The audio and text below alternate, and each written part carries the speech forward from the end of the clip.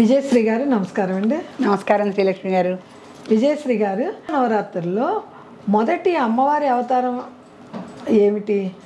ఏ రంగు చీర కట్టుకుంటారు? ఏ నైవేద్యం పెడితే మంచిది? ఏ స్తోత్ర పఠనం వల్ల అమ్మవారు సులభంగా మనకి కోరిన కోరికలు నెరవేరుస్తుంది అన్నది వివరిస్తారా? కోరికలు లేకుండా ఏ మానవులు ఉండరు. అంతే కదా. కోరికలని ఎందుకు అడిగారు అనుకుంటారేమో. అమ్మ కనిపిస్తే మనం అన్నీ అడుగుతాం కదండి, నాకు అది ఇవ్వమ్మా ఇది ఇవ్వమ్మా అని. అలాగే లలితమ్మ కనిపించినా మనం అన్నీ అడుగుతాం. ఎందుకంటే మనకు అమ్మవారు కదా ఆవిడ, అందుకని మనకు కావాల్సిన అన్నీ ఆవిడని అడుగుతాం. ఏ అమ్మవారిని పూజిస్తాం వల్ల ఎటువంటి ఫలితం ఉంటుంది? శుభ ఫలితం ఉంటుంది. ఏ అమ్మవారిని పూజించినా శుభ ఫలితమే ఉంటుందండి. కాకపోతే మనకి విజయవాడ కనకదుర్గ సంస్థానం వాళ్ళు ఒక పద్ధతిలో 9 రోజుల దేవతల పేర్లు చెప్పారు. శ్రీశైలం దేవస్థానం వాళ్ళు ఒక పద్ధతిలో చెప్పారు. తర్వాత మన శృంగేరి శారదాపీఠం ఉంది, వాళ్ళు ఒక పద్ధతిలో చెప్పారు. ఏది అయినా పేర్లు తేడా తప్పితే నవరాత్రులు అందరికీ ఒకటే. నవరాత్రులకు అందరికీ ఒకటే. పూజా విధానం కానీ అలంకారం కానీ, ఆ రోజున అమ్మవారికి ఏ చీర కట్టాలి, ఏ నైవేద్యం పెట్టాలి అన్నది కూడా కొంచెం చిన్న చిన్న భేదాలు ఉన్నప్పటికీ కూడా అమ్మవారు సర్వోదన ప్రీత చిత్త. ఏది పెట్టినా, ఏ ఓదనం పెట్టినా, ఏ రకమైన ఆహారం పెట్టినా ఆవిడ ఆనందంగా స్వీకరిస్తుంది. కాకపోతే ప్రాంతీయత వచ్చు, పీఠాలకు ఉండే నియమ నిష్టల వలన చెప్పచ్చు.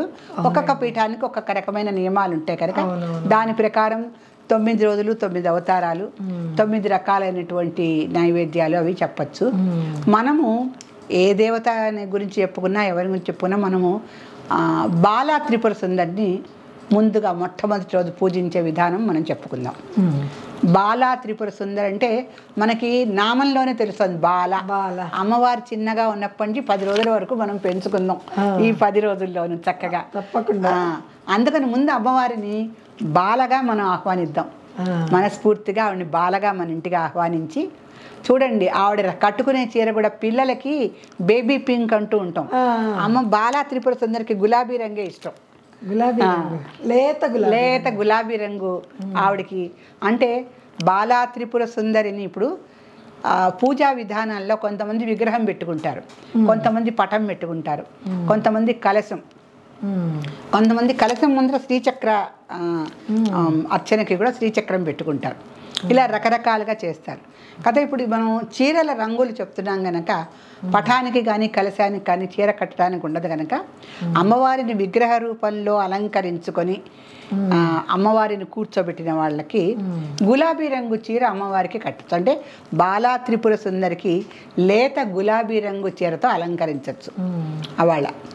తర్వాత అమ్మవారి గురించి విశేషాలు తెలుసుకోవాలి అంటే, అమ్మవారు శ్రీమాత సృష్టించిన బాల, 10 ఏళ్ల బాలిక అని లలితాదేవి చరిత్రలో ఉంది. శ్రీమాత సృష్టించిన బాలిక.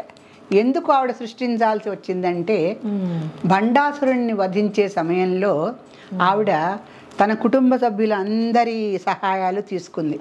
ముఖ్యంగా గణపతి సహాయం తీసుకుంది, సదాశివుడి సహాయం తీసుకుంది, ఆవిడకి ఇష్టమైన వారాహి, శ్యామల వీళ్ళందరి సహాయం కూడా తీసుకుంది.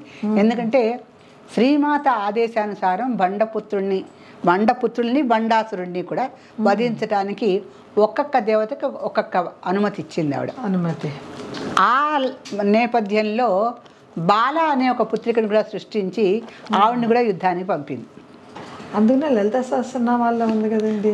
లలితా సహస్రనామంలో ఏముందంటే బండపుత్ర వధోద్యుక్త బాలా విక్రమనందిత, ఇది నామం. బండపుత్ర వధోద్యుక్త బాలా విక్రమ నందిత.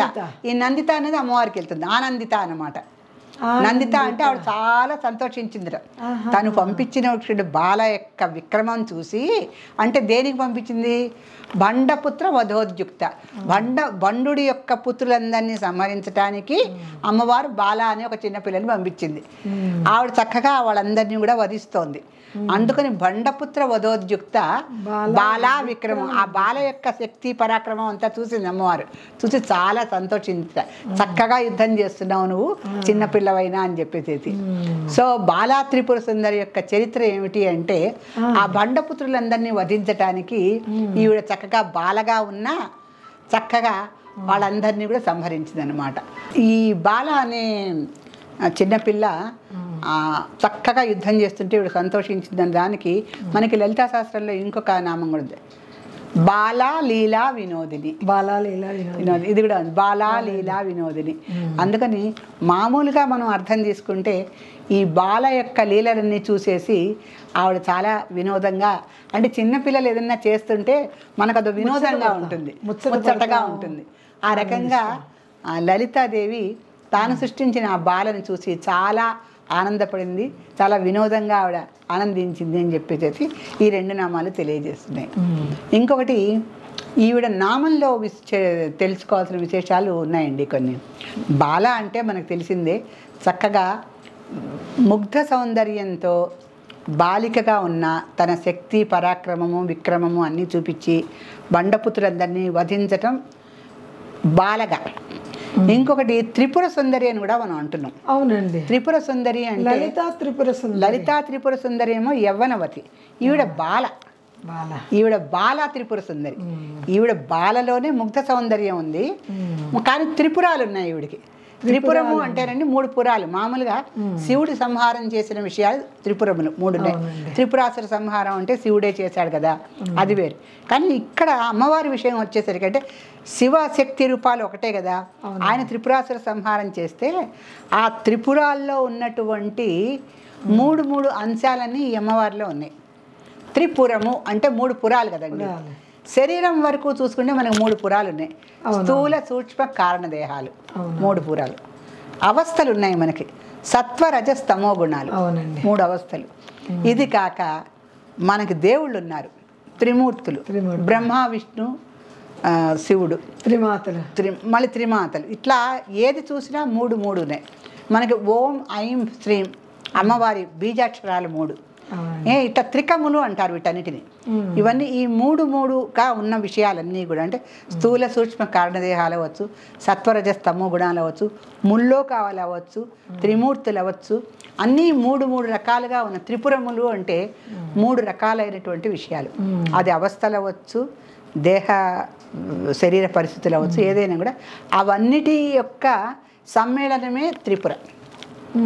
దాంట్లో మళ్ళీ సుందరీతనం ఉంది. బాలగా ఉంటూ ఇంత ప్రౌఢత్వం అంటే జ్ఞానం విషయంలో ప్రౌఢత్వం, శరీరంగా సౌందర్యం విషయంలో బాల సౌందర్యం. బాల త్రిపుర సుందరి కనుక బాలగా ఉంటూ అత్యద్భుతమైన ముగ్ధ సౌందర్యంతో ఉంటూ మళ్ళీ త్రిపురత్వాన్ని కూడా ఆవిడ పొందింది. అంటే త్రిపురత్వం అంటే 3 విషయాలు ఎక్కడెక్కడైతే చెప్పారో వాటన్నిటి సమాహారమే ఈవిడ యొక్క శరీరం అన్నమాట. బాలా త్రిపుర సుందరి. సో ఈవిడ చిన్నపిల్ల కనుక చక్కగా బెల్లంతో చేసిన అప్పాల నైవేద్యం పెట్టమన్నారు. అప్పాలు ఇది మనం మంగళవారాలు ఆంజనేయ స్వామికి చేస్తూ ఉంటాము. సో మనకి చరిత్ర పురాణాలు చెప్పిన ప్రకారమే మనం చెప్తున్నాం కనుక మనకి కలిసి వచ్చింది కూడా. ఎందుకంటే బాలా త్రిపుర సుందరికి అప్పాలు పెట్టడము, లేక గులాబీ రంగు చీర కట్టడం కూడా ఆవిడ బాల సౌందర్యానికి, ఆ బాల్య అవస్థలో ఉన్నటువంటి ముగ్ధత్వానికి సరిపోయినాయి మనకి. అందుకని ఆవిడకి ఎక్కువ కారం లేకుండా చిన్నపిల్ల కనుక చక్కగా బెల్లంతో చేసిన అప్పాలు ఆవిడకి నైవేద్యంగా పెట్టమన్నారు. సో బాలా త్రిపుర సుందరిని మొదటి రోజు మనం ఆవిడ వివరాలు చెప్పుకున్నాము. ఇంకా పూజా విధానానికి వస్తే బాలా త్రిపుర సుందరి యొక్క అష్టోత్తర శతనామావళి చదువుకుంటూ కుంకుమ పూజ చేసుకొని ఈ నైవేద్యం అంటే ఎలాగో మనం ఫలాహారాలు పెడతాం, పళ్ళు కొన్ని పెడతాము, పెట్టి మామూలుగా మహానైవేద్యంలో మనం చేసేవి ఇంట్లో చేస్తాము, చేసి దాంట్లో అప్పాలు మాత్రం ప్రధానంగా పెట్టి ఆ దేవతకి నివేదన చేయాలని చెప్పేసి చెప్తున్నారు. సో మొదటి రోజు పూజకండి బాలా త్రిపుర సుందరిని ఈ విధంగా పూజించి మనం అప్పాలు నివేదన చేస్తే అక్కడికి పూజ సంపూర్ణమైనట్టే. చాలా సంతోషం అండి.